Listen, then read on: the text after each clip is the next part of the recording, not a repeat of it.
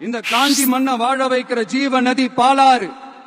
அந்த பாலாறை இன்னைக்கு பெரியார் பெயரையும் அண்ணா பெயரையும் சும்மா பேருக்கு வச்சுக்கிட்டு ஆட்சி நடத்துறவங்க என்ன பண்றாங்க தெரியும்ல?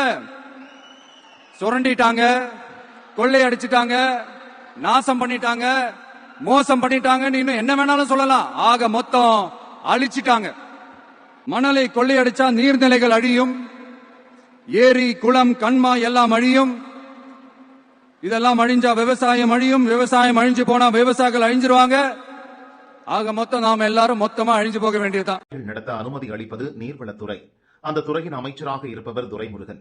மணல் குவாரி ஒப்பந்த பணிகளை புதுக்கோட்டை எஸ். ராமச்சந்திரன் கவனித்து வந்தார். அவரது உறவினரும் திண்டுக்கல் தொழிலதிபருமான ரத்தினம், புதுக்கோட்டை கரிகாலன் ஆகியோர் குவாரிகளில் இருந்து மணல் அள்ளி மாநிலம் முழுவதும் விற்கும் அரசு ஒப்பந்ததாரர்களாக செயல்பட்டு வந்தனர். இந்த மூவரும் அதிகார மையங்களுடன் நேரடி தொடர்பு இருந்ததால் மணல் எடுப்பதில் விதிகளை மீறினாலும் அதிகாரிகள் கண்டுகொள்வதில்லை என நீண்ட காலமாக புகார்கள் கூறப்பட்டன. இதன் மூலம் கோடி கோடியாக பணம் கைமாறியதும் தெரிய வந்ததால் அமலாக்கத்துறை விசாரணையில் இறங்கியது. மூவருக்கும் சொந்தமான வீடு, அலுவலகங்கள், நீர்வளத்துறை அலுவலகம், மணல் குவாரிகளில் அமலாக்கத்துறை ரெய்டு நடத்தி பல ஆவணங்களை கைப்பற்றியது. இஸ்ரோ விஞ்ஞானிகள், கான்பூர் ஐஐடி நிபுணர்கள் உதவியுடன் குவாரிகளில் டிஜிட்டல் கருவிகள் மூலம் ஆய்வு செய்து அவ்வளவு மணல் கொள்ளை போனது என்பதை கண்டுபிடித்தனர்.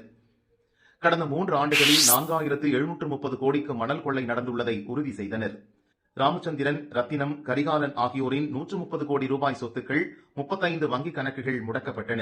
128 கோடி மதிப்புள்ள மணல் அள்ளும் இயந்திரங்கள் பறிமுதல் செய்தனர்.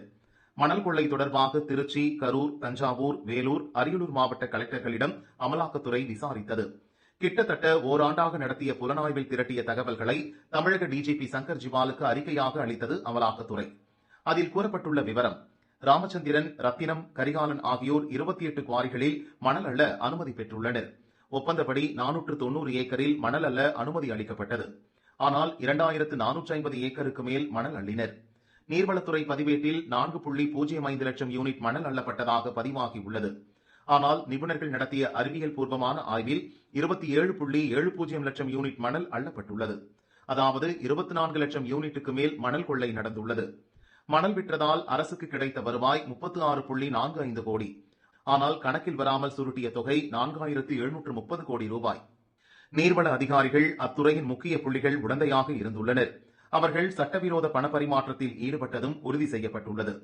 மணல் கொள்ளை தொடர்பாக தமிழகத்தில் உள்ள பல காவல் நிலையங்களில் புகார் பதிவாகியும் காவல்துறையினர் மெத்தனமாக செயல்பட்டுள்ளனர் என அமலாக்கத்துறை சுட்டிக்காட்டியுள்ளது.